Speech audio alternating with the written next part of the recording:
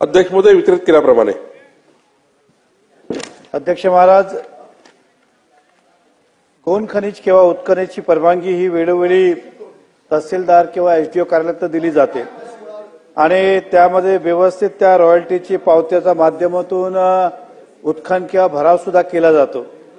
मूळ प्रश्न असा आहे की हल्ली आरटीआय ऍक्टिव्हिस्ट आणि ब्लॅकमेलर हे परवानगी असल्यानंतर पण वेळोवेळी तक्रार करत असतात. तहसीलदार ज्यावेळी एखादा त्यांना तक्रार प्राप्त होते त्यावेळी तलाठी जागेवर जातो. त्यांच्याकडे कुठल्याही प्रकारचा सर्वे नंबर नसतो, हिस्सा नंबर नसतो, कोणाची जागाची मालकी आहे ते जागा नसतो.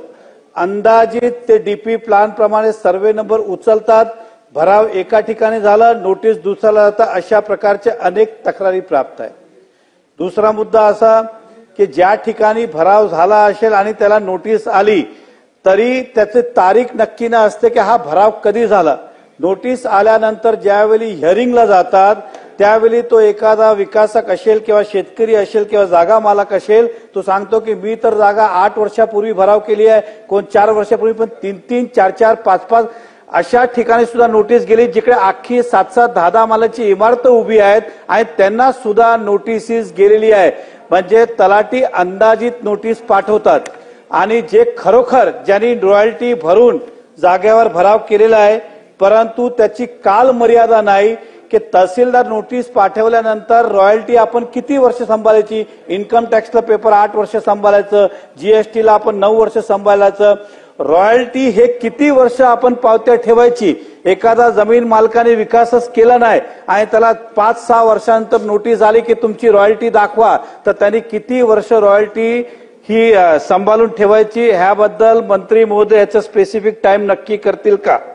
दुसरं सर, असंही निर्देशात आलं आहे की ज्यावेळी एखादा भराव होतो तर सरसकट 10 जमीन मालकांना नोटीस जाते आणि फेरफार टाकून एकाच प्रकारचा बोजा, म्हणजे माझी जमीन असेल मलाही 1 कोटीचा बोजा, शेजारची असेल त्यालाही तोच फेरफार 1 कोटीचा बोजा, तिसऱ्याची असेल त्यालाही 1 कोटीचा बोजा. मग नक्की तो 1 कोटीचा बोजा कोणाचा आहे. खरं म्हणजे त्यावेळी तलाठीनी जाग्याच्या मोजमाप्रमाणे वेगवेगळ्या नोटिसेस आणि वेगवेगळा बोजा लावायला पाहिजे. पण सरसकट एखादा 10 प्लॉट भरावाचा होत असेल तर सगळ्यांना सरसकट नोटीस जाते. मग ज्यावेळी हिअरिंगला जातो मलाही 1 कोटीचा बोजा आहे, ह्यांनाही 1 कोटीचा बोजा आणि फेरफार एकच असतो.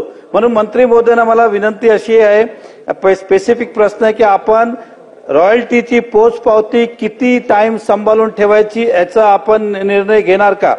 दुसरं, ज्यावेळी जागेवर जातात त्यावेळी त्यांच्याकडे टीएलआर किंवा सर्वेअर असतो, मग यापुढे कुठल्याही नोटीस देताना टीएलआर आणि सर्वेअरला घेऊन जाणार का.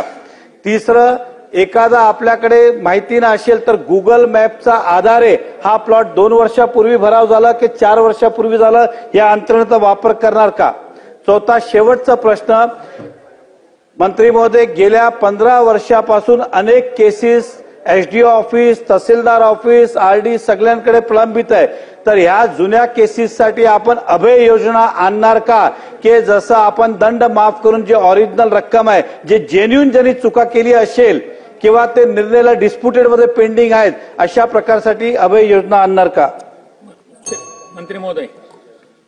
माननीय अध्यक्ष महोदय, माननीय विधानसभा सदस्य नरेंद्र मेहताजींनी साधारण एक ज्या तक्रारी आल्या त्या तक्रारीवर मांडला आहे. पण शासन निर्णय काय आहेत. आपण जर एखाद्या भूखंडाचा विकास करायचा असेल, त्या भूखंडातनं जे काही माती निघाला, मुरुम निघाला, गिट्टी जे काही निघालं त्याच भूखंडावर वापरायचं असेल तर कुठलीही रॉयल्टी द्यायची गरज नाही आहे. कुठलीही रॉयल्टीची गरज नाही. कुठल्याही त्या ठिकाणी आपल्याला परवानगीची गरज नाही. रॉयल्टी त्या ठिकाणी रॉयल्टी भरायची गरज नाही. पण भूखंडाच्या बाहेर जर समजा तुमच्याकडे माती निघाली असेल, मुरुम निघालं असेल तर भूखंडाच्या बाहेर जर न्यायचं असेल तर तुम्हाला 1 हेक्टर पर्यंत 50% गौण खनिज, जे काही गौण खनिजची किंमत आहे त्या 50%, 1 हेक्टरपेक्षा 5 हेक्टर पर्यंत असेल त्याच्यात 25%, 5 हेक्टर ते 20 हेक्टर पर्यंत 10%, 20 हेक्टरपेक्षा जास्त असेल तर 5%, असं गौण खनिज भरून त्याची परवानगी मिळतं आणि आपण त्याला परवानगी देतो.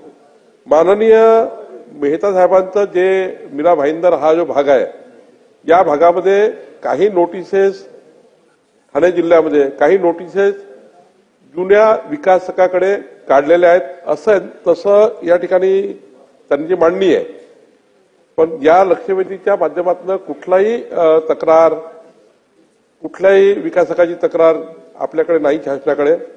जर नरेंद्र मेहताजींनी स्पेसिफिक तक्रारी दिल्या की या विकासक हा कारण नसताना याला ब्लॅकमेलिंग सुरू आहे, कारण नसताना आमच्या तलाठ्याने नोटीस दिल्या आहे, कारण नसताना आमचे तहसीलदार त्या ठिकाणी त्रास देतात आहे, तर त्यावर स्पेसिफिक आपल्याला तिथल्या विभागीय आयुक्तांना, तिथल्या जिल्हाधिकाऱ्याला सांगून चुकीच्या नोटीस रद्द करता येतील. चुकीच्या नोटीसवर त्या ठिकाणी ब्लॅकमेलिंग करून नोटीस काढल्या असतील त्या रद्द करू आणि ज्या अधिकाऱ्यांनी केल्या असतील त्याच्यावर कारवाई करू. पण नियम असा आहे की त्या ठिकाणी भूखंड असेल त्या भूखंडाच्या विकासाकरता कुठलंही स्वामित्व लागत नाही, कुणालाही नोटीस काढायची गरज नाही, तिथं वापरायलाही काही मनाई नाही आहे. फक्त बाहेर नेताना मात्र काही गौण खनिज द्यावा लागतो, त्याबद्दलची शासनाची भूमिका आहे. तिसरा प्रश्न त्यांनी सांगितला की त्या भागामध्ये काही लोक TILR सोबत घेऊन जाण्याची गरज आहे का? तर TILRचा याच्यात काही संबंध नाही आहे. हा त्या ठिकाणी तहसीलदार आणि आमचे जे मायनिंग ऑफिसर यांचा संबंध आहे. तर काही अजून अशा तक्रारी असतील तर निश्चितपणे त्या तक्रारीवर कारवाई करू. मी आपल्याला स्पेसिफिक सांगतो, फक्त 1 वर्ष तुमच्याकडे ती असली पाहिजे, नंबर 1. नंबर 2, पुढच्या काळात समजा त्या काळामध्ये तुम्ही ट्रान्सपोर्ट करू शकले नाही, 1 वर्षात तुमच्याकडे जे काही मटेरियल आहे तुम्ही डिस्पोज ऑफ केलं असेल तर काही प्रश्न येत नाही. पण डिस्पोज ऑफ नसेल केलं आणि तुम्हाला ट्रान्सपोर्ट करायची आहे तर तुम्ही जर साधा तहसीलदारकडे अर्ज केला तरी तिथे त्यांच्याकडे जो रेकॉर्ड आहे गौण खनिज भरल्याचा, त्यांच्याकडे रेकॉर्ड आहे ना, त्या रेकॉर्डवरनं तुम्हाला त्याची परवानगी मिळेल.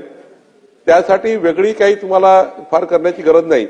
फक्त पावती मात्र तुमच्याकडे 1 वर्ष ही असली पाहिजे असा महसुली नियम आहे. मंत्री महोदय, आपण जे 1 वर्ष म्हणतात त्यावेळी तहसीलदार SDO कडे ज्यावेळी हिअरिंग असतात ते बोलतात अशी आमच्याकडे कुठल्याही कायद्यात तरतूद नाही किंवा असं कुठलंही GR किंवा नोटिफिकेशन नाही. तर आपल्याकडनं त्यांना लेखी स्वरूपात जातील का की 1 वर्षापर्यंत आपण ठेवायची त्यानंतर गरज नाही? हा पहिला. दुसरा, आपल्याला सांगितलं ज्यावेळी तलाठी जागेवर जातो त्याच्याकडे सर्वे नंबर, हिस्सा नंबर, माहिती कसं पडणार की कुठल्या जागाची मी नोटीस बजावतोय? तो अंदाजित नोटीस बजावतो म्हणून सांगितलं. त्या सर्वे नसतो, हे एवढ्या 10 तुकड्या आहेत, त्याच्याकडे सर्वे नंबर, हिस्सा स्पेसिफिक नसल्याने तो कोणाला भराव दुसऱ्याने केलं, नोटीस तिसायला जाते.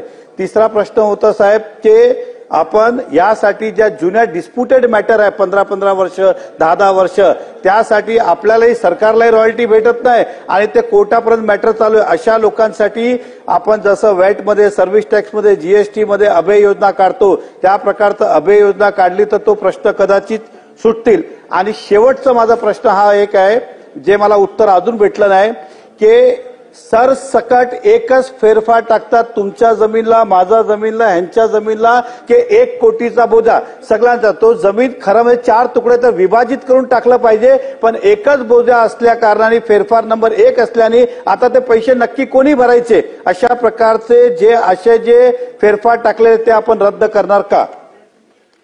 मंत्री महोदय. अध्यक्ष महोदय, महाराष्ट्र गौण खनिज उत्खनन अधिनियम जो आहे 2013चा, त्यात 78 मध्ये लिहिलं आहे की 1 वर्ष पावती ठेवायची. तुम्हाला वाटलं तर पुन्हा एकदा खाली स्पष्टीकरण आपण देऊ किंवा अजून या ठिकाणी खालच्या अधिकाऱ्याची उजळणी करून देऊ. दुसरं, अध्यक्ष महाराज, अभय योजना आणायची काय?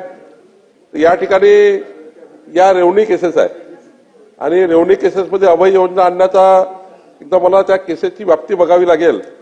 असं आपण सरसकट अभय योजना आणली तर त्या ठिकाणी शेवटी गौण खनिज नियम आहे, महसुली अधिनियम आहे, त्याचा निश्चित अभ्यास करू एक अभय योजना आणण्याचा. राहिला प्रश्न, एका जमिनीचे 4 तुकडे झाले असतील, एकाने उत्खनन केलं असेल आणि 4ला बोजा चढवतात गौण खनिजाचा, तर निश्चितपणे याच्याही बद्दलचं स्पष्टीकरण खाली विभागाला काढण्यात येईल. आपल्या जे धोरणात्मक बाबी मांडल्या आपण एक स्पेसिफिक काही त्या ठिकाणी उदाहरणं दिलं त्यावरही काम करू. पण हे जे 4ही विषय आपण मांडले आहेत त्यावर गरज पडली तर एक बैठक मी घेईल आणि बैठक घेऊन या सर्व विषयाचं एकंदरीत स्पष्टीकरण खाली विभागाला कसं जाईल आणि यानंतर विकासकाला कुठलाही त्रास होणार नाही या पद्धतीचं एक संपूर्ण त्या ठिकाणी परिपत्रक किंवा एखादा शासन निर्णय कन्सोलेट शासन निर्णय हा आपण करू म्हणजे विकासकाकडे राहील आणि अधिकाऱ्याकडे राहील. जेवढे कायदे आहेत त्या कायद्यांना धरून एक आपण त्या ठिकाणी कन्सोलेट एक त्या ठिकाणी नियमावली खाली आपण त्या ठिकाणी पाठवण्याचा प्रयत्न